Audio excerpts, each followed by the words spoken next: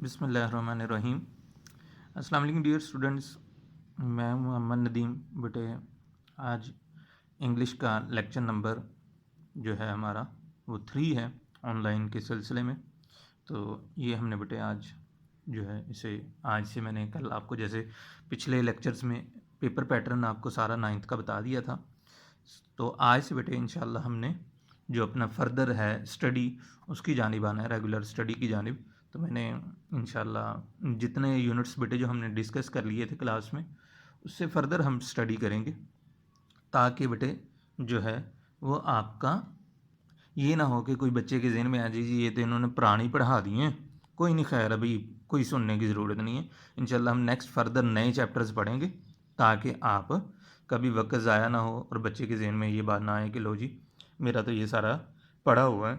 तो कोई इतना इशू नहीं है, आपने बेटे इसे तवज्जो से सुनना है और अच्छी तरह इनको याद कर लेना है, ठीक है बेटे। तो आज जो हमने डिस्कस करना है बेटे वो है यूनिट नंबर 7, क्योंकि पहले 6 यूनिट हम डिस्कस कर चुके हैं ऑलरेडी बुक के, ठीक है। तो आज हमने 7 यूनिट शुरू करना है, वो है सुल्तान अहमद मस्जिद, ठीक है बेटे। सुल्तान अहमद मस्जिद ये तुर्की के अंदर वाक़या है बेटे, और ये बड़ी ही मशहूर जो मॉन्यूमेंट्स हैं दुनिया की उनमें से एक है, ठीक है जी बेटे। और ये उस्मानिया सल्तनत जो थी उसके दौरान ये तामीर की गई थी। अब हम बेटे इस यूनिट को स्टार्ट करते हैं। कहते हैं जी सुल्तान अहमद मस्जिद, सुल्तान अहमद मस्जिद इज़ है one of the most impressive, सबसे ज़्यादा मुतासर कुन में से एक मॉन्यूमेंट्स, यादगारों में से इन द वर्ल्ड, दुनिया में, ठीक है बेटा जी। कहते हैं सुल्तान अहमद मस्जिद is one of the most impressive monuments in the world. सुल्तान अहमद मस्जिद दुनिया की यादगारों में से एक यादगार है। यानी यादगार वो जगह बेटे जो नॉर्मली एक पब्लिक प्लेस होती है और सारी दुनिया जो है इसके मतलब यानी इसको जानी जाती है, वो पहचानी जाती है, मशहूर होती है, वेल नाउन होती है, ठीक है बेटे। जैसा कि हमारे पाकिस्तान में बहुत सारी जगह ऐसी हैं जो वेल फेमस हैं थ्रू आउट द वर्ल्ड, जैसा कि मीनार पाकिस्तान की इमारत, ठीक है, मीनार पाकिस्तान, ठीक है। इसी तरह उसके साथ जो मंटू पार्क है जिसे ग्रेटर इकबाल पार्क भी कहा जाता है, इसी तरह अल्लामा इकबाल का मज़ार, बादशाही मस्जिद, शाही किला, कायद आज़म का मज़ार, ठीक है। ये वो जगह हैं बेटे जो वेल नाउन है पूरी दुनिया में और दुनिया के लोग इनको देखने आते हैं, ठीक है। तो इस ऐसी जगह को हम मॉन्यूमेंट्स कहते हैं। कहते हैं इट इज़ आल्सो नाउन, ये पुकारी जाती है या जानी जाती है एज द ब्लू मस्जिद, नीली मस्जिद के तौर पे, because of the blue tiles, नीली टाइलों की वजह से, दैट एम्बेलिश, जो कि सजाई गई हैं, लगाई गई हैं, इट्स इंटीरियर, इसके अंदरून में, ठीक है जी। कहते हैं it is also known as the blue मस्जिद because of the blue tiles that embellish it's interior. इसे नीली मस्जिद के तौर पे भी पहचाना जाता है या पुकारा जाता है क्योंकि इसके अंदरून में नीली टाइलों से सजावट की गई है। यानी कोई आपसे पूछे भाई इसे आप नीली मस्जिद क्यों कहते हैं, तो आप उसे बताएंगे कि भाई इसके अंदरूनी हिस्से में नीली टाइलें लगी हुई हैं, इस वजह से इसे ब्लू मस्जिद भी कहा जाता है। उसके बाद कहता है बेटे सुल्तान सिचुएटेड इन इस्तांबुल, ये इस्तांबुल में वाक़या है, सिचुएटेड इन इस्तांबुल, इस्तांबुल में वाक़या है, ठीक है। द लार्जेस्ट सिटी, सबसे बड़ा शहर है, इन टर्की, तुर्की में, ठीक है। एंड द कैपिटल, और दारुल खिलाफा है, ऑफ ऑटमन एम्पायर, उस्मानिया सल्तनत का, फ्रॉम 1453 टू 1923, 1453 से लेकर 1923 तक, ठीक है बेटे जी। कहता है situated in Istanbul, the largest city in Turki and the capital of ottoman empire from 1453 to 1923। कहता है ये इस्तांबुल में वाक़या है जो कि तुर्की का सबसे बड़ा शहर है और उस्मानिया सल्तनत जो कि 1453 से लेकर 1923 तक रही उसका दारुल खिलाफा है या रहा है, یہاں پہ بیٹے ایک لفظ یوز ہوا ہے جی آٹمن امپائر، ٹھیک ہے جی، آٹمن امپائر. اس کا میں تھوڑا سا آپ کو گائیڈ کر دوں کہ یعنی یہ آپ سے پوچھا جا سکتا ہے، کوئی بچہ یا کوئی بھی آپ سے پوچھ سکتا ہے بھئی عثمانیہ سلطنت کیا ہوتی ہے، تو آپ اسے بتائیں گے کہ بھئی 1453 سے لے کر 1923 تک سارے مسلمان جو تھے وہ سلطنت عثمانیہ یا عثمانیہ خلافت جو تھی اس کو اپنا خلیفہ مانتے تھے، اور اس وقت وہ خلیفہ جو ہوتا تھا اس کا مرکز جو ہوتا تھا، وہ خلافت کا جو مرکزی شہر ہوتا تھا وہ ترکی کے اندر تھا، ٹھیک ہے. تو وہ جو کیپٹل سٹی تھا وہ استنبول تھا وہاں پہ یہ.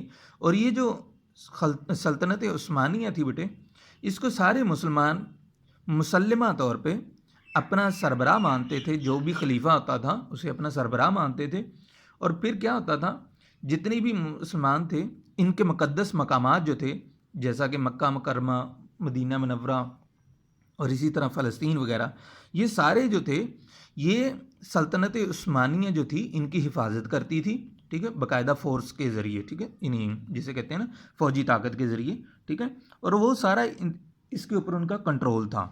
تو یہ تھا بیٹے تھوڑا سا سلطنت عثمانیہ کا یعنی جسے کہتے ہیں تعارف. اور 1923 میں اس کو ختم کیا تھا مصطفیٰ کمال نے، جو سلطان عبدالحمید آخری بادشاہ تھا اس کو اس نے قید کر لیا تھا. تو اس طرح اس نے سلطنت عثمانیہ جو تھی اس کا خاتمہ کر دیا تھا، اور پھر اس نے ایک لبرل ترکی جو ہے اس کا قیام عمل میں لایا تھا، جو تھا مصطفیٰ کمال اتا ترک، اس نے یہ کام کیا تھا، ٹھیک ہے بیٹے. یہ تھا تھوڑا سا تعارف یعنی آٹمن امپائر کا. اب نیکسٹ چلتے ہیں بیٹے، کہتا ہے اٹ ہیز بیکم، یہ بن چکی ہے، کون سی چیز، یہ مسجد جو ہے یہ بن چکی ہے، it has become the most popular, most سب سے زیادہ پاپولر مشہور، ٹھیک ہے، ٹورسٹ سیاحوں کے لیے اٹریکشن، کشش کا باعث.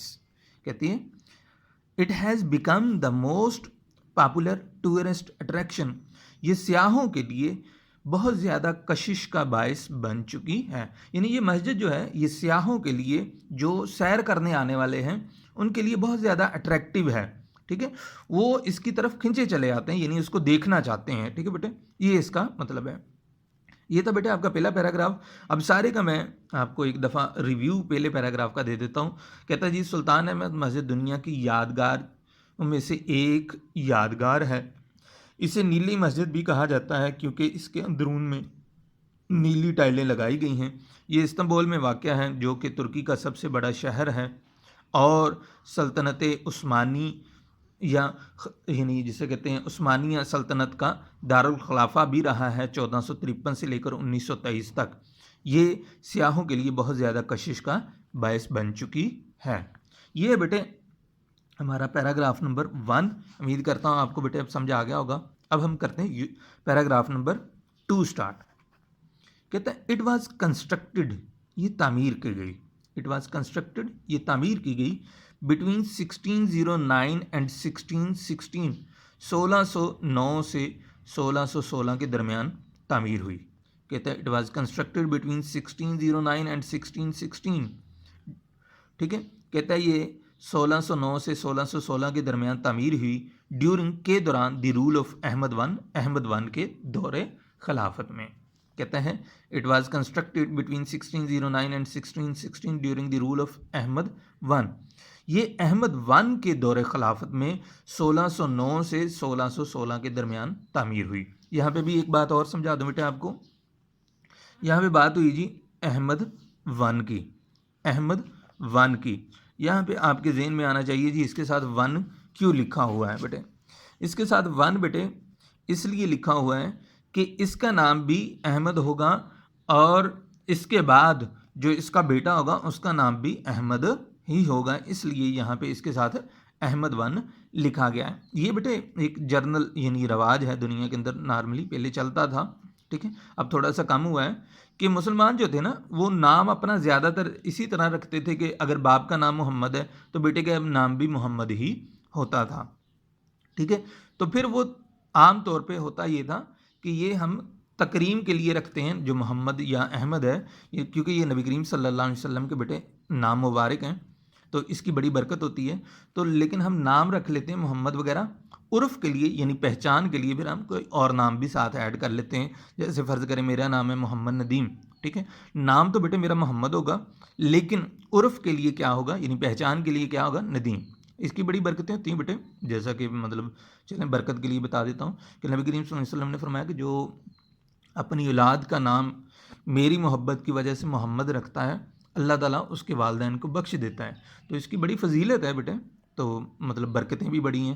ہم بطور مسلمان ہم اس چیز پہ یقین رکھتے ہیں کہ نبی کریم صلی اللہ علیہ وسلم بیٹے ہمارے لیے کائنات کی ہر چیز سے افضل ہیں، تو ہم ان کے نام کی برکتیں حاصل کرتے ہیں، اور ویسے بھی اچھے نام رکھنے چاہیے.